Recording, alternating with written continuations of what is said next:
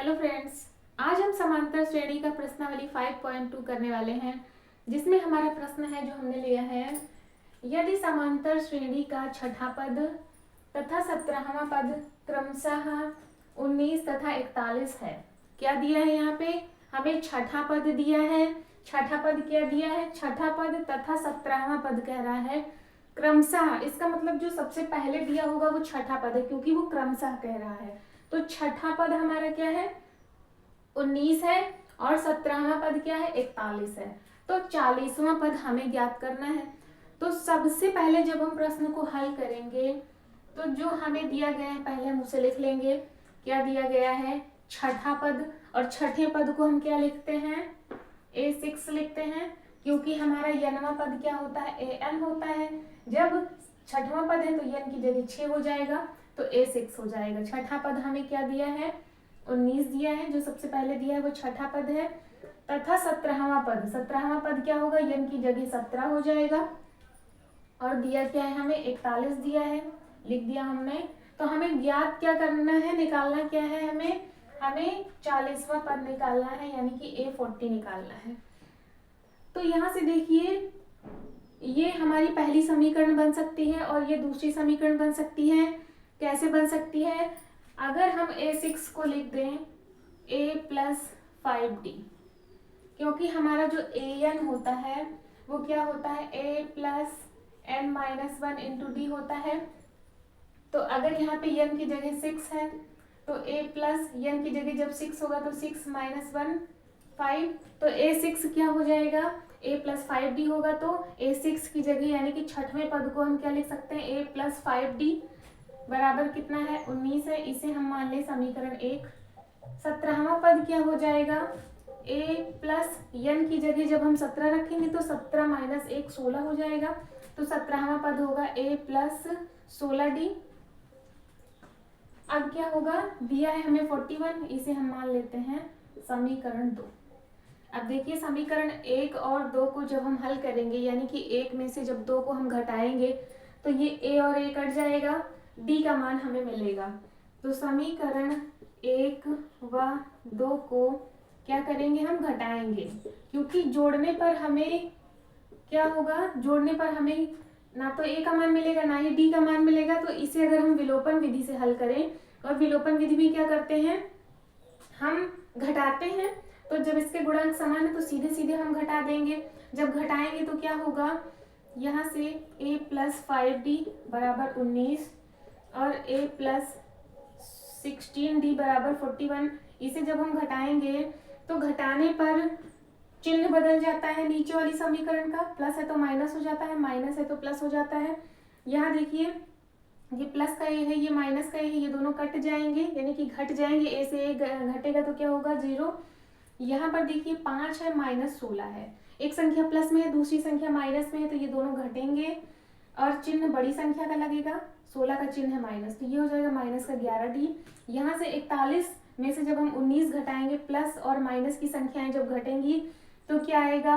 22 आएगा माइनस का। देखिए 11 में से 9 जाएगा तो 2 बचा, 3 3 में से 1 जाएगा तो 2, और चिन्ह लगेगा बड़ी संख्या का, तो ये क्या हो गया? -22। अब जब -11D बराबर -22 है तो D बराबर क्या हो जाएगा? -22 बटे -11। ये -11 गुणा में है, बराबर के इस तरफ आके भाग में बदल जाएगा। माइनस से माइनस कटेगा, 11 का नम 11, 11 दूना 22।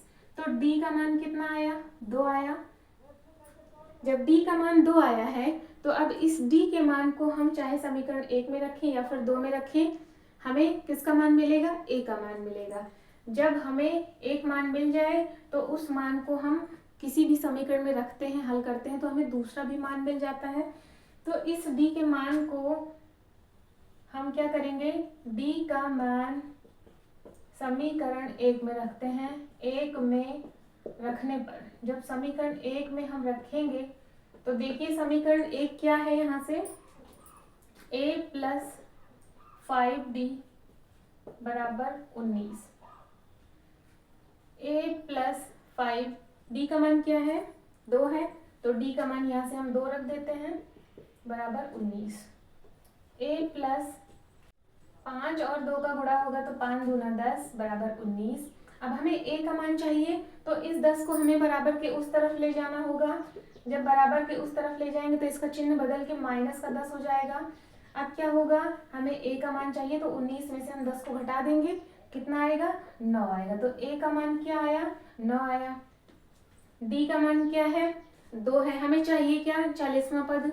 अब 40वां पद निकालने के लिए हमें क्या करना होगा, जब हम a plus n minus 1 into D में n की जगह 40 रखेंगे तो कितना आएगा, a 40 का मान a प्लस 39d, यही तो होगा, a प्लस 39d।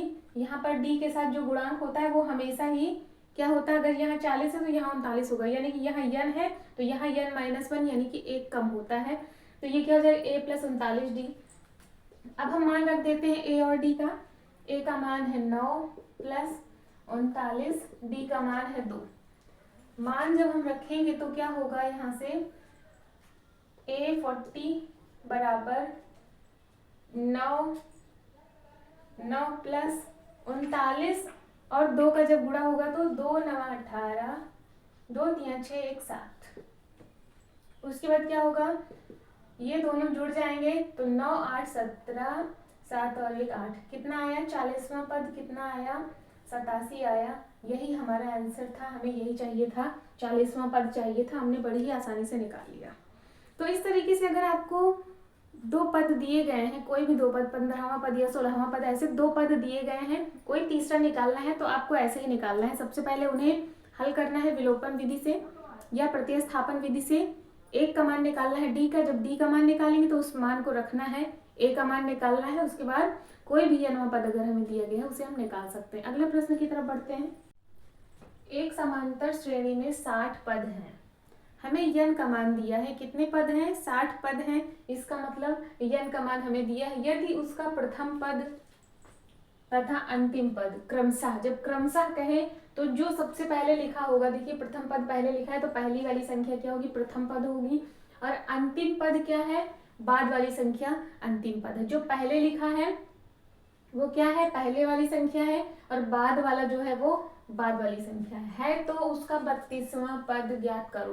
तो यहाँ से क्या दिया है हमें, पहले हमें जो जो दिया है वो हम लिख लेते हैं। तो जब हम इसे हल करेंगे तो हमें क्या दिया है, 60 पद हैं। जब आपको कहेगा इतने पद हैं तो वो क्या होगा, वो हमेशा n का मान होगा। तो n का मान हमें क्या दिया है, 60 दिया है। यदि उसका प्रथम पद, अब प्रथम पद कौन सा है, जो पहले लिखा हुआ है, तो प्रथम पद यानी कि a, इसे हम क्या कहते हैं, प्रथम पद कहते हैं। तो a का मान क्या है, 7 है, तथा अंतिम पद क्या होता है, l होता है। अंतिम पद क्या है, यहाँ से 125 है, ये अंतिम पद है। तो उसका 32वां पद बताइए, हमें क्या बताना है, हमें 32वां पद बताना है, ठीक है। यानी कि हमें बताना क्या है, A32, 32वां पद हमें बताना है। तो 32वां पद क्या होगा, 32वें पद के लिए क्या फॉर्मूला होगा, हमारा जो 32वां पद होगा वो होगा a प्लस 31d। यहाँ पर जो n है ना, इससे एक कम होता है, यहाँ पर n माइनस 1 होता है। अगर यहाँ 32 है तो यहाँ 31 होगा, यहाँ 27 है तो यहाँ 26 होगा, ठीक है। a32 बराबर a प्लस 31d ये होगा। अब इसमें हमें a और d का मान चाहिए, वो कैसे मिलेगा, चलिए आगे देखते हैं। देखिए जब प्रथम पद हमें दिया है, यानी कि a का मान तो हमें दिया गया है, क्या दिया गया है, 7 दिया गया है। d का मान हमारे पास नहीं है, d का मान कैसे मिलेगा, देखिए यहाँ से जो अंतिम पद होता है ना, इसके लिए क्या फॉर्मूला होता है अंतिम पद का, अंतिम पद जब 125 है और ये कुल पद कितने हैं, कुल पद है 60, तो इसका मतलब हमारा जो अंतिम पद है वो कौन सा पद है, 60वां पद है।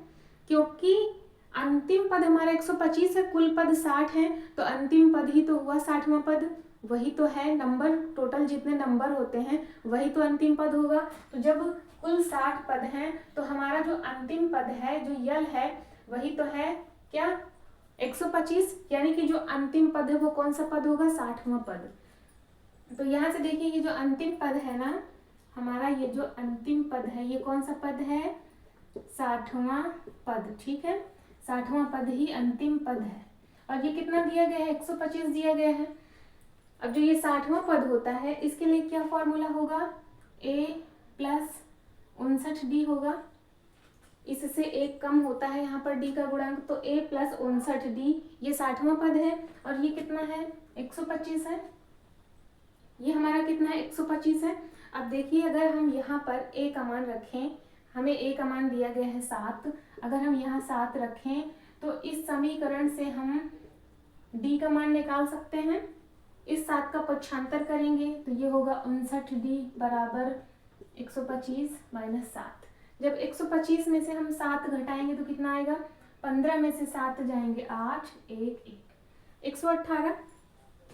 यहाँ से 59D बराबर क्या है 118 है, तो D बराबर क्या होगा 59 जो है वो पक्षांतर होके बराबर के उस तरफ जाएगा, तो 118 में 59 का भाग होगा, और ये कितनी बार में कटेगा, देखिए 59 करना 59 और 2 9 18 2 5 10 11, 2 बार में कटेगा। जब हम 59 से 118 को भाग देंगे तो 2 आएगा, यानी कि D का मान क्या आया 2 आया। A का मान हमें पहले से ही पता था, D का मान हमने निकाल लिया कितना 2। अब हम बड़े ही आसानी से निकाल सकते हैं 32वां पद। उसके लिए हमने क्या लिया था A प्लस 31D, ये हमारा 32वां पद था। अगर इसे हम समीकरण 1 मान लेते, इसे 2 मान लेते, तो समीकरण 1 से हमारा 32वां पद क्या था, 32वां पद था A प्लस 31D। अब यहाँ अगर हम A का मान रख दें 7 प्लस 31, और D का मान भी हमने निकाल लिया है, उसे भी हम रख दें 2, कैलकुलेट कर लें तो 7 प्लस 2 1 2 2 3 6। अब इन दोनों को हम जोड़ेंगे तो 7 2 9 और 6, 32वां पद कितना आया 69 आया, 69 आया, और यही तो हमें चाहिए था, यही हमारा क्या हो जाएगा आंसर हो जाएगा। 32वां पद हमारा क्या है 69। ठीक है, तो आई होप आप समझ रहे होंगे कि अगर एक केवल फॉर्मूला है यहाँ पर जो कि हर जगह पे काम कर रहा है, कौन सा an बराबर a plus n minus 1 into D, इसके बेसिस पर जो हमें नहीं दिया है उसे हम आसानी से निकाल सकते हैं, जो दिया है उसे पुट करके। अगर हमें 2 समीकरण दी गई है एक साथ, यानी कि 2 मान दिए गए हैं, तो हमें क्या करना है विलोपन विधि से इसको हल कर लेना है।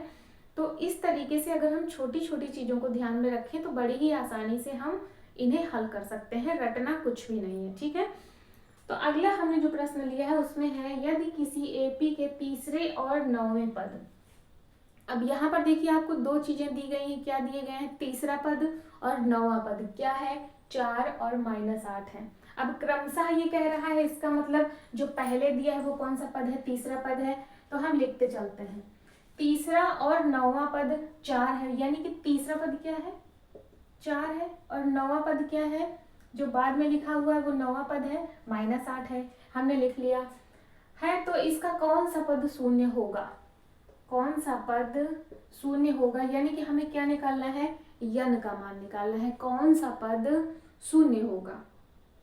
इसके लिए हम क्या करेंगे, देखिए सबसे पहले तो हमें जो 2 पद दिए गए हैं इन्हें हम लिख लेते हैं समीकरण के रूप में।